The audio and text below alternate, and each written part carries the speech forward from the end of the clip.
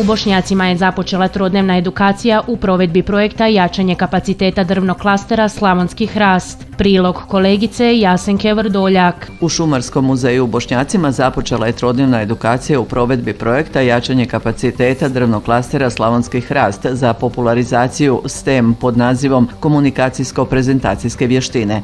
Voditeljica projekta Marija Križanac kaže kako će 3 dana edukacije biti podijeljena kroz 3 sektora. Prvi sektor gdje bi se visoko profilirani stručnjaci obučili za dodatna znanja u popularizaciji STEM-a i suvremene načine rada sa djecom, znači kroz različite radionice i praktične radove bi se djeci približile biotehničke znanosti koristeći drvo.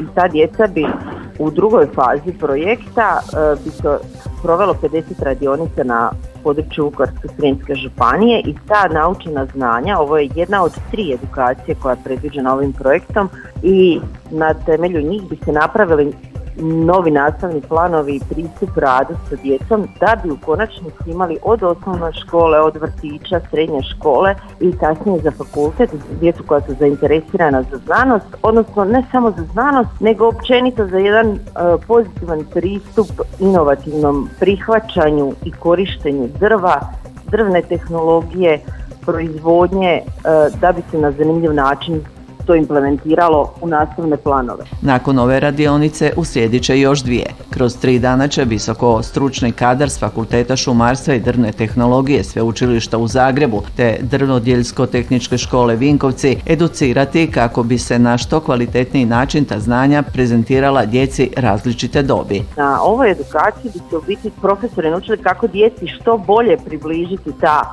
znanja i vještine, temelju kojih će se onda napraviti te radionice koje su u biti u drugoj fazi projekta. A 3. faza projekta je kad se sve te radionice provedu, provešće se 50 radionica na području Vukovarsko-srijemske županije i kad se sve one provedu, objavit će se knjiga koja će u biti služiti i kao nekakav predložak, nastavni plan za druge škole, bit će dostupno i na webu, tako da će i druge škole koje budu htjele van Vukovarsko-srijemske županije, koje budu htjele uvrstiti to u svoje nastavne planove, imati načine kako da to naprave što bolje, što kvalitetnije, znači imat će nekakve te smjernice za provedbu. Početnoj konferenciji nazočili su i predstavnici Vukovarsko-srijemske županije, Uprave šuma Vinkovci, drvnog klastera Slavonski hrast i Centra kompetencija.